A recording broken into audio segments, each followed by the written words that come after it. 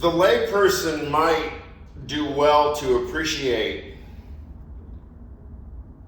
the kind of crucial history that depends on the correct appropriation of Gottlob Frege. Gottlob Frege marks a kind of schism, wrong word, an abruption, an eruption, a subreption, a transcendental subreption is Gottlob Frege. Because he thinks that he can reject the history of philosophy. He has nothing kind to say about philosophers, maybe Hume. Aristotle's okay. Kant, yeah. But see, we know that Frege was never a philosopher. He was a mathematician.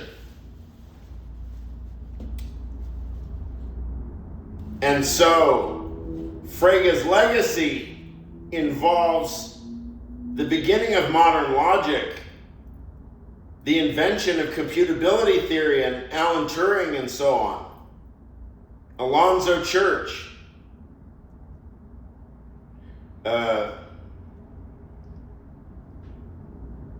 Vienna Circle, UCLA, Alonzo Church,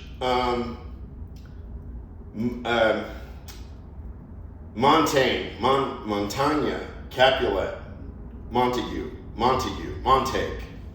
Richard Montague, Alan Turing, all of these guys, mathematical logic, Kurt Gödel, Institute for Advanced Study.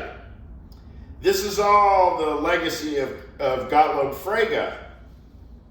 What happened was mathematicians and scientists came after Frege after Russell and Wittgenstein made him famous.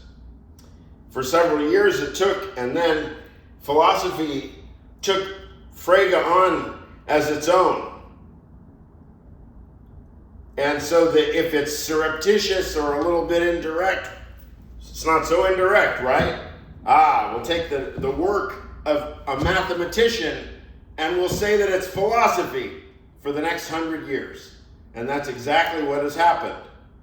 100 and more, because Frege is 1879.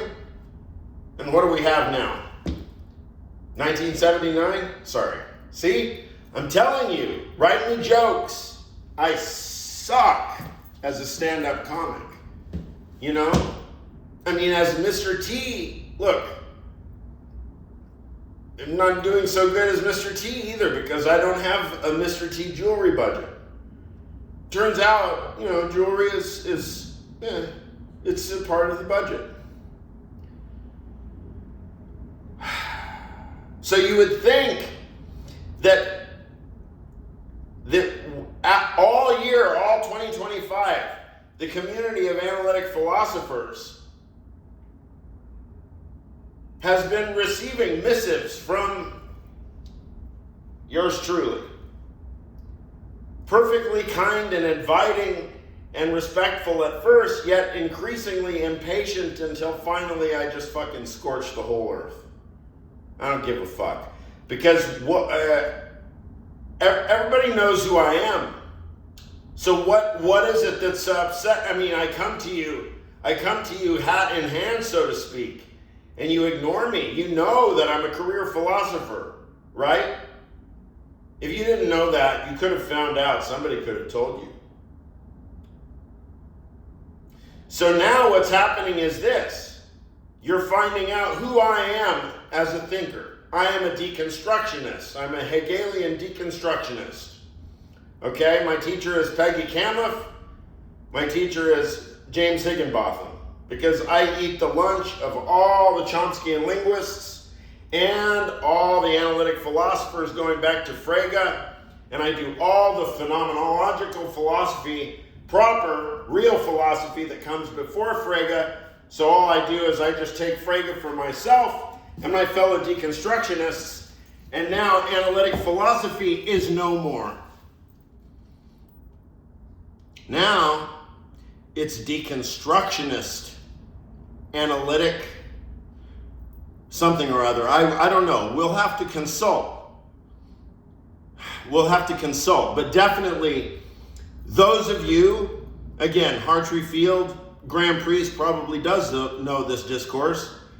He, in fact, is a big reason why this particular move I'm making is possible, because Graham Priest has already himself, over the past 20 years, knocked holes in every conceivable counter-argument that might come at somebody like me from within inside Anglo-American analytic philosophy. And moreover, Graham Priest is my teacher. And so is Critchley, and so is Camuff, and so is Higginbotham.